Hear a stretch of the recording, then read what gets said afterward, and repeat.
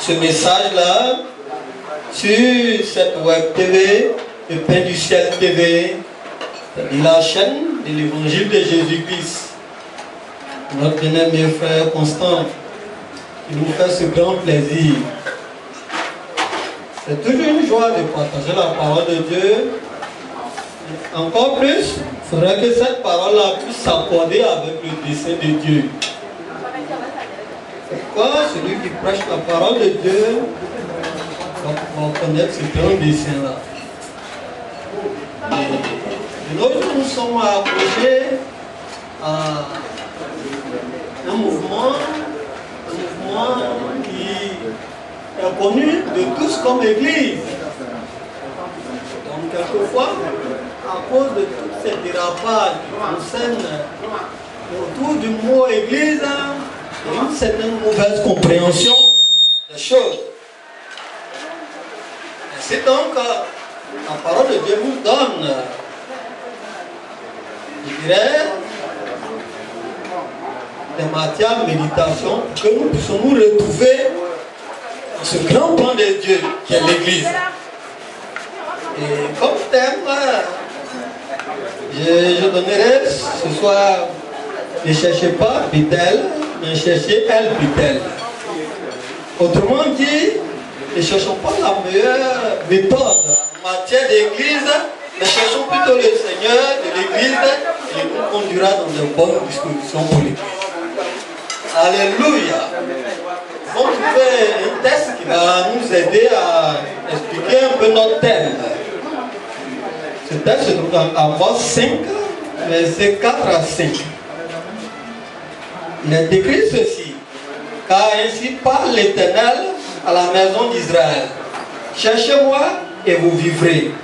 Ne cherchez pas Bethel, n'allez pas à Gilgal, ne passez pas à Beersheba, car Gilgal s'en ira en exil et Bethel sera réduit à rien. Cherchez l'Éternel et vous vivrez, de peur qu'il ne se saisisse comme un feu de la maison de Joseph et que ce feu ne la dévore sans qu'il y ait personne à Bethel pour l'éteindre. Ce texte-là est rempli de souvenirs. Il y a non seulement des noms de villes, mais ces noms de villes sont attachés à des événements divins. Des événements divins qui ont marqué, je dirais, la foi du peuple d'Israël. Bethel est associé au patriarche Jacob, car c'est là qu'il a eu son expérience de l'échelle du ciel qui descendait à son chevet, là où les anges montaient et descendaient. Et c'est là qui a marqué le début du thème qu'on appelle aujourd'hui Bethel, c'est-à-dire maison de Dieu. Donc, l'église aujourd'hui renferme tellement de significations dans le thème de l'église que vraiment chacun peut créer une sorte de méthode qui peut paraître attrayante, mais en réalité ces choses sont vides. Vides parce que ne s'appuyant pas sur le Seigneur. Le Seigneur dit que j'ai mis en Sion une pierre sur laquelle poser des fondements. Si cette pierre-là n'est pas posée comme fondement d'une église, je crois qu'il n'y a pas d'église là. Le Seigneur qui dit, si cette pierre je bâtirai mon église, c'est le Seigneur donc qui bâtit l'église. C'est dans la culture que nous avons du Seigneur, la révélation que nous avons du Seigneur, c'est sur ces choses-là que l'église se bâtit. Ce n'est ni une autre méthode que nous allons trouver. Et n'importe quelle expérience est une expérience de plus pour connaître le Seigneur à fond. Mais ce n'est pas cette expérience-là qui va construire la base d'une église. Vous avez vu l'expérience que Pierre, Jean et Jacques ont eu avec le Seigneur Jésus où il s'est illuminé sur la montagne. Pierre a eu en même temps la révélation de vouloir bâtir 3 tentes là. Pour lui, c'était vraiment un sommet de la foi. Il n'avait jamais vu quelque chose de pareil. Donc, il voulait bâtir, si on voit, au moins 3 églises. Une église en l'honneur de Moïse, une église en l'honneur d'Élie et une église en l'honneur de Jésus. Chaque révélation constitue chez certaines personnes le point de départ de leur foi en Dieu. On ne peut pas mépriser l'expérience que quelqu'un fait avec le Seigneur. Mais l'expérience est tout juste quelque chose qui te permet de te rapprocher de Dieu. Qui te permet de te dire la véracité de Dieu existe, que Dieu est réel. Qu'il est capable de faire des choses. Bethel a existé. L'échelle s'est vraiment dressée au-dessus de Jacob. Ça, c'était une expérience. Mais de là, à prendre Bethel pour un point de départ d'une église, on fait fausse route. C'est pourquoi de génération en génération, l'église connaît toujours des points de chute, des points de gouffre. Parce que quelquefois, l'expérience qu'un peuple connaît reste le point focal de ce peuple-là. Les gens tournent autour de la révélation que Dieu leur a donnée. Ils bâtissent toute leur corporation, leur organisation autour de cette révélation que Dieu leur a donnée. Et sinon, peu à peu, cette révélation devient caduque et ils sont dépassés. Ils tombent dans des choses pernicieuses. Ils font de l'idolâtrie sans le savoir. Dieu s'est révélé à eux par ça. Mais Dieu n'est pas attaché à ça. Dieu s'est révélé au peuple d'Israël dans le désert en donnant cette révélation à Moïse de faire un serpent d'airain et quiconque regardait ce serpent d'airain serait sauvé.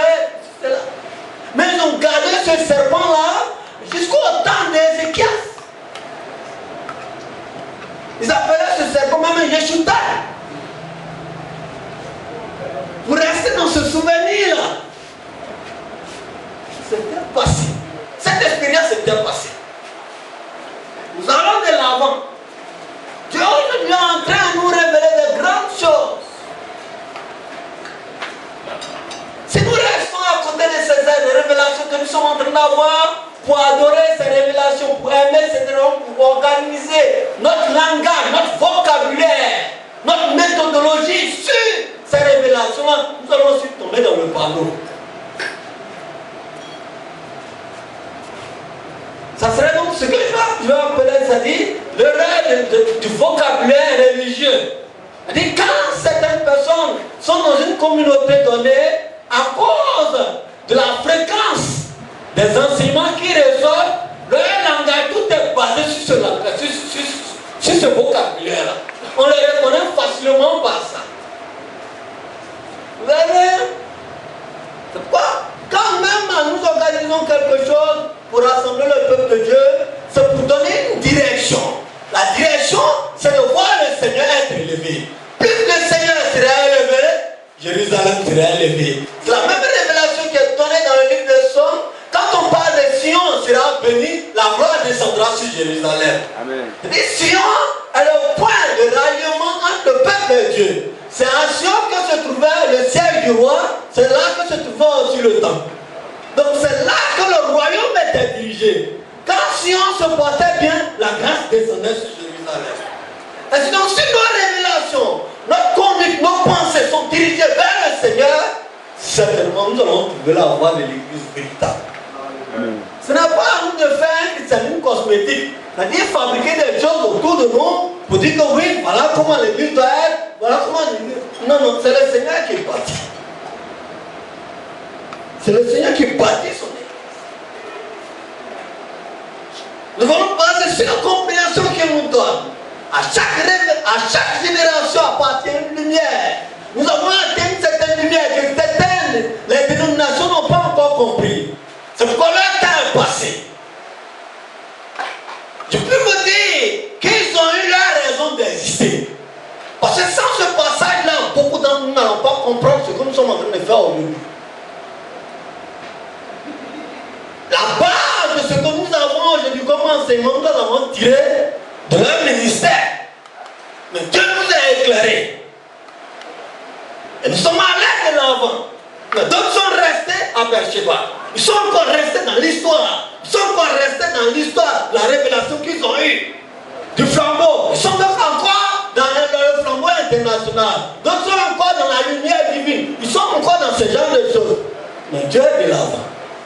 Il nous mène vers la révélation du mystère divin de l'église qui est dans son cœur. Et puis que l'église est un projet de Dieu avant la fondation du monde. Et avant la fondation du monde, qu'est-ce qu'on peut dire le monde? C'est tout ce qui est organisé, tout ce qui est bien régi. C'est la création, la terre, du ciel, où à partir du 4e jour, 5e jour, où le soleil a commencé à marquer le temps, tout ça. Mais avant ce temps, qu'est-ce qui marquait le temps? Avant qu'il n'y ait le soleil, avant qu'il n'y ait la lune, qu'est-ce qui marquait le temps? Dieu c'est l'éternel. Amen. Dieu est le temps. Amen. C'est au lieu de nous devons rentrer dans ce temps d'éternité. Nous sommes peut-être des fils de la poussière. Nous sommes des gens de rien du tout. Faire des sens. Mais à l'intérieur, il y a un Dieu d'éternité. Amen. Il y a un Dieu d'éternité. C'est celui que la révélation qui bâtit l'église se pose. Amen. Et ce Dieu-là s'est manifesté en chair dans la personne de Jésus-Christ. Plus nous continuons, plus nous marchons dans cette étude autour de Jésus-Christ, nous allons apprendre Christ, nous allons comprendre ce mystère caché de tous les temps étant Jésus-Christ. C'est dans ce mystère-là que se trouve la marche de l'Église, la vision de l'Église. Nous aborderons ce thème-là une autre fois pour l'introduction du thème que le frère m'a donné. Je ne vais pas arrêter là. Que Dieu nous bénisse. Amen. Bienvenue.